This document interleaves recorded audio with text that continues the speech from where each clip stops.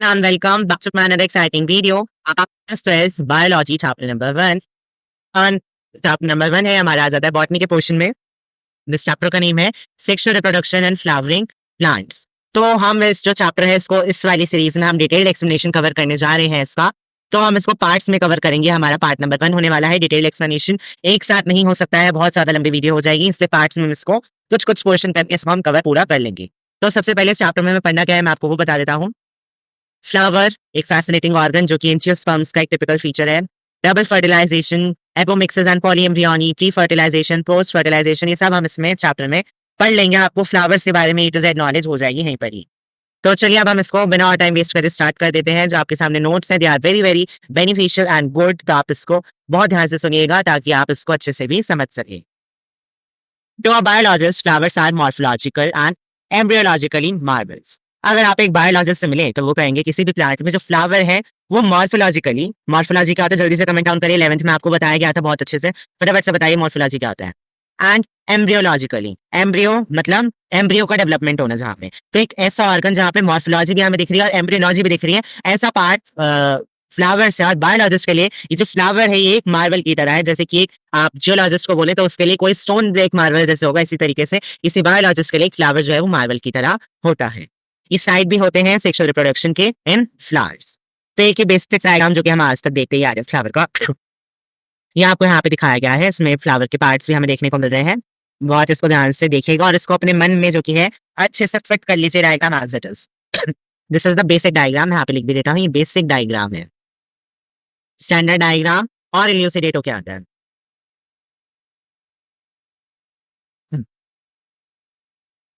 तो इसमें अगर मैं मेल पोर्शन की बात करूं तो मेल पोर्शन में दो चीज आ रही हैं।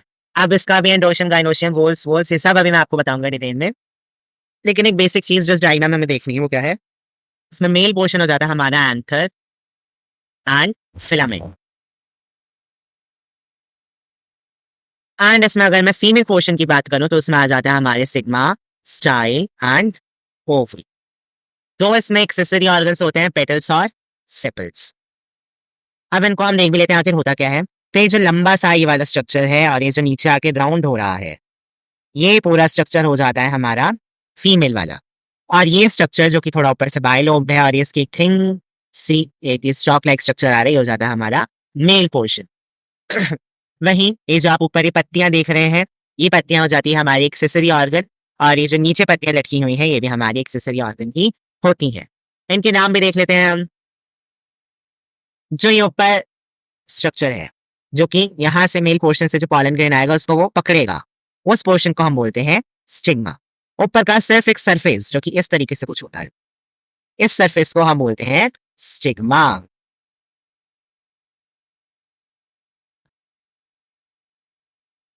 स्टिग्मा आई थिंक क्लियर होगा। देन ये स्लेंडर स्टॉक जो कि इतना पतला सा स्टॉक, ये सीधी सीधी जो पूरी लाइन है, इसको हम बोलते हैं स्टाइल। जब पॉलन ग्रेन यहाँ पे आएगा तो एक ट्यूब बना के यहाँ से यहाँ तक अंदर आएगा, तो जहां से ट्यूब बनाएगा उसको हम स्टाइल बोलेंगे। और अंदर ये गोल सा स्ट्रक्चर, इसमें क्या हमारा फीमेल पोर्शन प्रेजेंट होता है, फीमेल एग होता है, वो होता है हमारा ओवरी। एंड यहीं से जो ट्यूब है इसके अंदर एंटर कर जाएगी और ये दोनों फ्यूज होकर गैमेट का फॉर्मेशन कर देंगे। ये सारी बातें आपने क्लास 10th में पढ़ी है। मेल का पोर्शन भी बता दो तो मेल का पोर्शन कुछ इस तरीके से होता है। ऊपर है कि दो ऐसे स्ट्रक्चर होते हैं, इनको हम बोलते हैं एंथर, और इसी से एक डंडी निकली हुई होती है जिसको कि हम बोलते हैं फिलामेंट, और जिसका डेकोरेटिव ऑर्गन होता है जिससे कि पॉलिनेटर से अट्रैक्ट होते हैं वो होता है इसका पेटल्स, और जो इसको प्रोटेक्ट करता है वो होते हैं सेपल्स। और सेपल्स किस किस प्लांट में रह जाते हैं, टमाटो में रह जाते हैं। आप सबने देखा होगा कि जब आप टमाटो अगर खरीदे बहुत अच्छे वाला तो टमाटो कुछ इस तरीके से होता है, एंड उसके ऊपर आप देखते होंगे कि एक ग्रीन सा इस तरीके से निकला हुआ होता है, तो उसको ही हम बोलते हैं सेपल, जो कि प्रोटेक्ट करके रखता है अपने अंदर, इस तरीके से पूरा दबा के रखता है इनिशियल फ्लावर को जो कि अभी बाहर नहीं निकला है।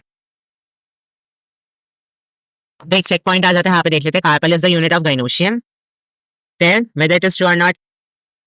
एंड्रोशियम और गाइनोशियम इससे पहले आपको पता होना चाहिए, यहाँ पे नहीं, आगे शायद आएगा, यस आगे है एंड्रोशियम और गाइनोशियम, लेकिन उससे पहले आपको ये समझने के लिए भी पूरा पता होना चाहिए, तो वो मैं आपको कहीं पे बता देता हूँ। Wait, let me find a blank space somewhere. Yes, this is the best case. तो अगर कोई भी एक फ्लावर हो एक फ्लावर के अंदर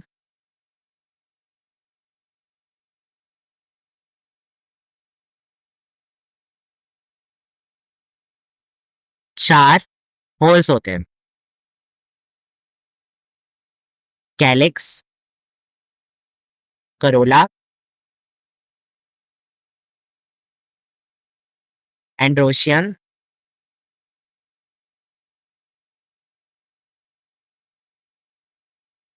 एंड गाइनोशियम। यहाँ पे थोड़ा-सा आई थिंक लैग हो रहा है, तो इस वजह से राइटिंग सही नहीं आ पा रही है, बट मैं आपके लिए साथ में बोल भी रहा हूँ ताकि आप इसको समझ सकें। मैंने आपको 4 होल्स बता दिए, calyx, Corolla, androecium and gynoecium. ये होते हैं 4 होल्स किसी भी फ्लावर के। अब इसमें से जो ये कैलिक्स और करोला वाला होल है, ये वाला और ये वाला, ये दोनों एक्सेसरी ऑर्गन होते हैं। इनका रिप्रोडक्टिव सिस्टम में इनका कोई रोल नहीं होता है एज सच। तो ये दोनों होते हैं हमारे एक्सेसरी ऑर्गन्स। वो refers to accessory organs. Androecium और गाइनोशियम जो है ये होते हैं हमारे रिप्रोडक्टिव ऑर्गन्स। अब एंडोशियम जो है ये होता है हमारा मेल के अंदर, और गाइनोशियम जो है ये होता है हमारा फीमेल के अंदर। एंडोशियम की जो यूनिट होती है वो होती है स्टेमिन, और जो गाइनोशियम की यूनिट होती है ये होती है पिस्टिल या फिर कार्पेल। पिस्टल को ही कार्पेल भी बोल सकते हैं। आई थिंक ये बेसिक चीजें क्लियर होंगी। मैंने आपको पूरा बता दिया है। वैसे तो आप क्लास 11th में पढ़ के आए होंगे अपने chapter morphology of flowering plants के अंदर, लेकिन अगर आपने वो ध्यान से नहीं पढ़ा था, नहीं सुना था, तो भी आपके लिए यहाँ पे रिपीट कर दी गई हैं चीजें। आपका काम क्या है, आपको बताना है कैलिक्स और करोला में से बताइए क्लास 11th को याद करके कि इसमें से सेपल्स कौन सा पार्ट बनाता है, पेटल्स कौन सा पार्ट बनाता है। You have 5 seconds to tell the answer. तो आप वीडियो को पॉज करके बता दीजिए। अगर आपको नहीं पता है, नहीं बता पाए हैं, तो मैं आपको बता देता हूँ। कैलिक्स बनाता है सेपल्स को और कलोला बनाता है पेटल्स को।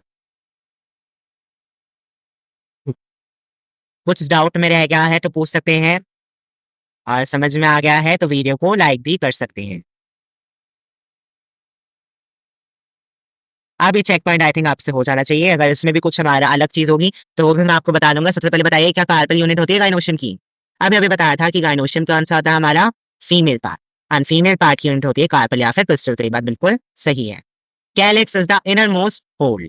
क्या कैलिक्स जो है वो सबसे अंदर है। देखिए मैंने बताया जो सेपल्स हैं उसको कौन बनाता है, कैलिक्स बनाता है। तो क्या सबसे अंदर है कि सबसे बाहर है, सबसे बाहर है, तो इसमें होना चाहिए था आउटर मोस्ट। तो ये वाला भी हमारा रॉन्ग हो गया। Calyx consist of number of green leafy petals. बिल्कुल सही बात है। सेपल्स को क्या बोलते हैं, ग्रीन लीफी पेटल्स, हरे रंग की पत्तियां। और जो पेटल्स होती हैं वो कलरफुल होती हैं, लेकिन जो हरे रंग की होती हैं वो सेपल्स होती हैं। Stigma is the tubular structure with joint style and ovary. No, wrong. Style होता है एक ऐसा ट्यूबुलर स्ट्रक्चर, ट्यूब के जैसा स्ट्रक्चर जो कि स्टिग्मा और ओवरी को ज्वाइन करता है। देखिए सब क्यों बताया जा रहा है, क्योंकि आपकी क्लास 11th और 10th और 11th का जो है आपका कॉम्बिनेशन है यहाँ पे। ये सब आपने कहीं ना कहीं पढ़ा हुआ है क्लास 10th और 11th में। आप इससे अब और ज्यादा डिटेल पढ़ने वाले हैं, तो आपको इतनी बातें ये पूछ रहा है ताकि ये आपको समझ सके कि आप इतना पढ़ के आए हैं कि नहीं आए हैं। आगे मैं बढ़ूंगा। Calyx and corolla are the essential or reproductive whorls. No, ये तो एक्सेसरी वोल्स हैं। जो हमारे रिप्रोडक्टिव वोल्स हैं या फिर एसेंशियल वोल्स हैं वो क्या है, androecium and gynoecium. China rose and sunflower are the ornamental flowers. Yes, को ऑर्नामेंट्स की तरह रखा जाता है रोज से और सनफ्लावर को। Another anther reproduces pollen grains and ovule possesses egg। बिल्कुल सही बात है। एंथर हमारा मेल वाला पोर्शन होता है जो कि एग को सॉरी पोलन ग्रेन का फॉर्मेशन करता है, जो कि मेल गैमीट होता है। एंड ओवुल हमारा फीमेल स्ट्रक्चर है जो कि एग को बनाता है, जो कि फीमेल गैमीट होता है। इतनी बातें आप पढ़ चुके हैं क्लास 10th में, 11th में, कहीं ना कहीं सब आप पढ़ चुके हैं। इतना मैंने आपके लिए क्लियर भी कर दिया है। अब हमारा एक बहुत ही अच्छा सा टॉपिक प्री फर्टिलाइजेशन स्टार्ट होने जा रहा है। इसमें आपको बहुत सारी चीजें अब नई देखने को मिलेंगी, कई चीजें पुरानी भी देखने को मिलेंगी, तो इसको बहुत ध्यान से देखिएगा। Several hormonal and structural changes are initiated which lead to the differentiation and further development of floral primordium। क्या कह रहे हैं कि बहुत सारे हार्मोन में चेंज आते हैं, बहुत सारे स्ट्रक्चर में ऐसे चेंज आते हैं, डिफरेंशिएशन होता है, मतलब एक सेल 2 का फॉर्मेशन करता है, फिर 2 सेल 4 का फॉर्मेशन करते हैं। तो इस तरीके से बहुत सारे सेल बन जाते हैं जिसकी वजह से एक फ्लोरल प्राइमोडियम बन जाता है। फ्लोरल इनफ्लोरेसेंस का एक इनिशिएशन स्टार्ट हो जाता है। इनफ्लोरेसेंस बनते हैं जो कि फ्लोरल बर्ड्स को अपने ऊपर बियर करते हैं। फ्लोरोसेंस बनते हैं जिनके ऊपर फ्लोरल बर्ड्स आ जाती हैं। और फ्लोरल बर्ड्स ही अल्टीमेटली फ्लावर्स का फॉर्मेशन कर देती हैं। In the flower the male and female reproductive structures are androecium and gynoecium. Androecium होता है हमारा मेल का एंड गाइनोशियम होता है हमारा फीमेल का। देखिए यहाँ पे डिटेल वाला स्ट्रक्चर भी नहीं है, कहाँ पे दिया गया है हमें डिटेल?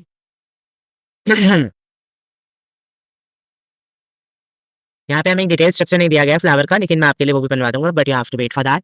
अभी जो हमें दिया गया है हम उससे स्टार्ट करते हैं। स्टेमन, माइक्रोस्पोरेंजियम एंड पोलन ग्रेन।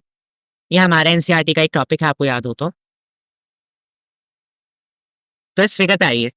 सबसे पहले इसमें हम देख पा रहे हैं कि जो एंथर है वो कुछ इस तरीके का स्ट्रक्चर है, ऐसा और ऐसा। जो मैं बोलूंगा वही बातें इसमें भी आपको लिखी हुई मिलेंगी, तो पहले हम इसको समझ लेते हैं, उसके बाद हम इसको देखेंगे। तो इतना जो पोर्शन है उसको बोला जाता है एंथर। और ये जो पूरा इसके बाद जो लंबा डंडा है, जो long narrow slender tube stock है, जो कि अल्टीमेटली थैलेमस से कनेक्ट होता है, यहाँ पे थैलेमस हो,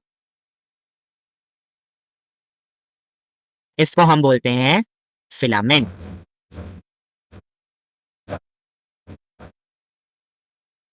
और डिटेल करते हैं चलो इसकी।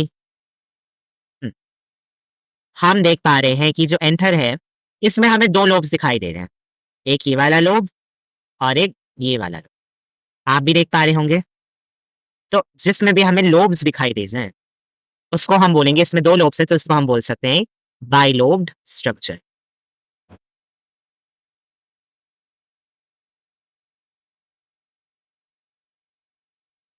क्या बोलेंगे इसे? Bilobe structure. और क्या हमें इसमें देखने को मिल रहा है? एक लोब के अंदर, जस्ट अ सेकेंड, यस, एक लोब के अंदर हमें चार पाउच दिखाई दे रहे हैं। इन टोटल हमें चार पाउच दिखाई दे रहे हैं। एक के अंदर कितने दिख रहे हैं? दो दिख रहे हैं। तो इस पाउच को हम बोलते हैं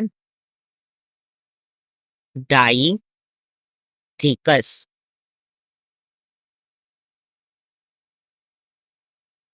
क्यों डाइथीकस क्यों बोला? क्योंकि एक लोब के अंदर इसमें हमें दो थीका दिखाई दे रहे हैं, इस पाउच को थीका बोलते हैं। और इस थीका के अंदर क्या होता है? माइक्रो स्पोरेंजियम होता है। हर एक के अंदर एक होता है। तो टोटल कितने हो गए? चार माइक्रो स्पोरेंजियम हो गए, तो हम इसको बोलेंगे टेट्रा स्पोरेंजिएट।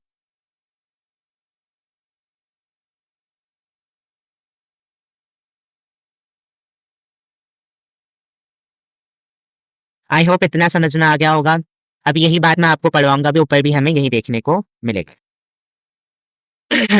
अब ये जो स्पोरेंजियम हमें देखिए इसके अंदर माइक्रोस्पोरेंजियम, माइक्रो जहां भी वर्ड आए वो होगा हमारा मेल के लिए, एंड मेगा वर्ड जहां भी आए वो होगा हमारा फीमेल के लिए। तो माइक्रोस्पोरेंजियम इसमें हुए, और उस माइक्रोस्पोरेंजियम के अंदर होते हैं हमारे पास स्पोरोजिनस टिश्यू।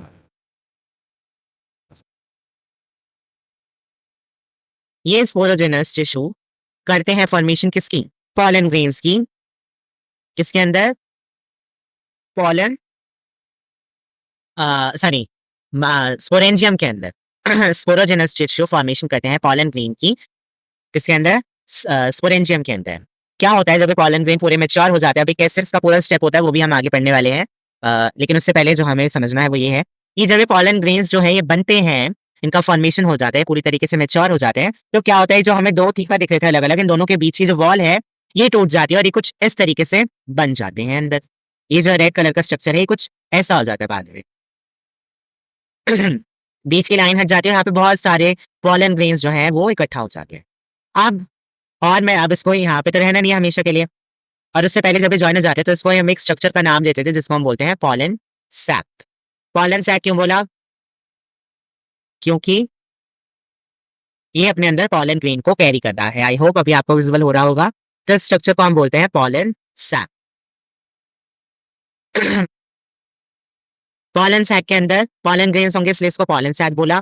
अब थोड़े दिन बाद जब इसको बाहर निकलना है तो क्या करेगा? ये इस वाली लाइन को भी तोड़ देगा, मतलब ये जो कुछ इस तरीके से हमारे पास था, ये ऊपर का व्यू है इसका, और इसके नीचे इसके पास इसी तरीके से चार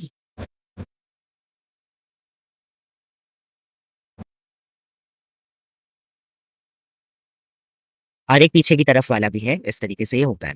तो जो इसके पीछे जो लाइंस थी यहाँ पे, ये क्या है, ये टूट जाती हैं और ये बना लेती है लाइन ऑफ डेहिसेंस, और यहीं से जो पोलन ग्रेन से टूट के निकल के जो कि है स्टिग्मा के ऊपर चिपक जाता है, उड़ जाता है।